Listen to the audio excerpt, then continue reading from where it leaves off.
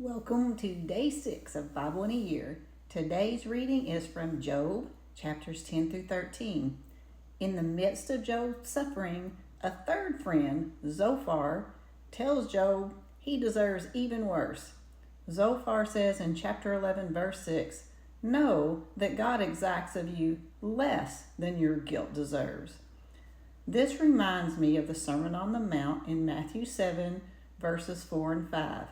Jesus says, "How can you say to your brother, 'Let me take the speck out of your eye,' when there is a log in your own eye? You hypocrite! First take the log out of your own eye, and then you will see clearly to take the speck out of your brother's eye." Zophar didn't say we all deserve worse. This would have been true, hence our need for Jesus. Instead, he self-righteously accuses Job of deserving worse. Job chapter 12 verse 4 gutted me as I read it this morning. Job says, "I am a laughing stock to my friends. I, who called to God, and he answered me, a just and blameless man, am a laughing stock." It's so bad that in his state of suffering, his friends are making it worse. Him saying he is a blameless man may seem arrogant on Job's part, but keep in mind how the book of Job began. Here are God's words regarding Job in chapter 1, verse 8. "Have you considered my servant Job?